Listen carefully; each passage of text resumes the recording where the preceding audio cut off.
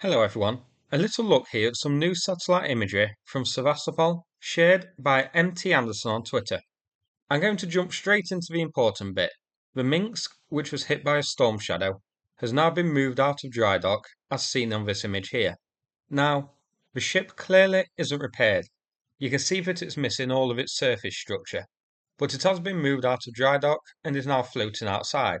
So Russia has basically fixed any of the holes, removed all of the damaged surface structure, so now it's basically just a floating hull. And I have to admit, it is impressive work to get it patched up and moved out of there this quickly.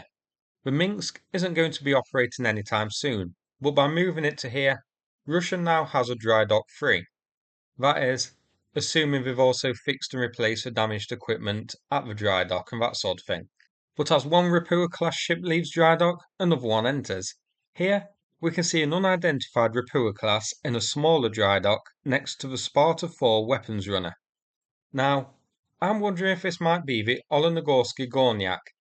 If you remember, that's the ship that Ukraine put a hole in back in August. This was originally in dry dock in Novorossiysk, and then satellite imagery detected that it left.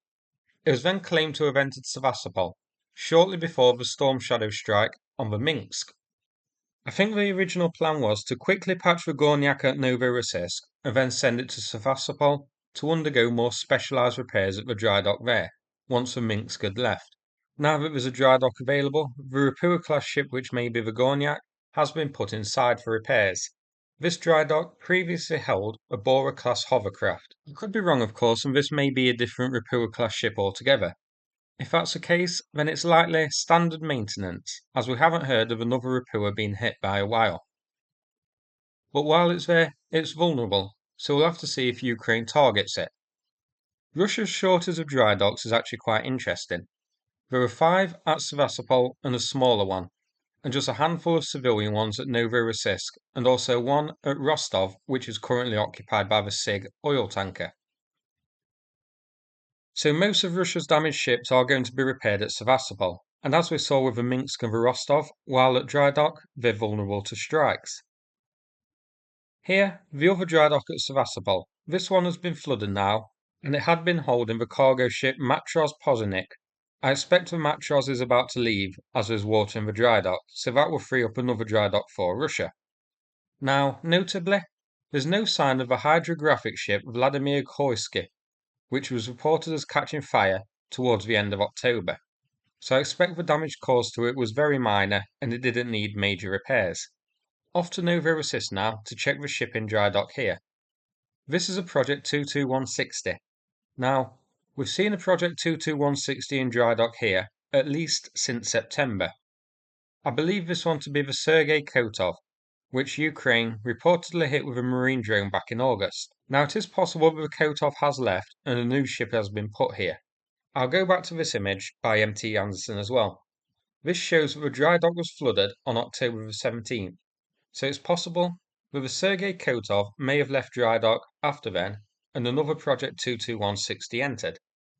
If that's the case, then the one in there now is likely the Dazarvin, the Pavel Dazarvin that is, which was moved to Novorossiysk after being damaged by a marine drone. If it's still the Kotov, then the amount of time it's spent here indicates that the damage which was caused is actually pretty severe, much more severe than originally thought. So that's it for this video, just a short one here, but one worth a quick look. Hope you found it interesting. If so, please click like and subscribe, I'd appreciate it. Now, I'm going to play 2 videos from NAFO about the ongoing fundraiser. It's getting close to being complete now, and big thanks to everybody who's donated so far. We are the Burevy Offensive Guard. We need a pickup truck to carry out the tasks of intelligent units on the front line, to transport personnel and ammunition. We appeal to such Mimos and Charity Fund 69 Sniffing Brigade to help us. Слава Україні! Героям слава! Ми, танковий батальйон 41-ї бригади, потребуємо авто для виконання бойових завдань, евакуації поранених та аеророзвідки. Звертаємось по допомогу до Сучі Маймус та фонду 69 Сніфінг бригади. Слава Україні! Героям слава!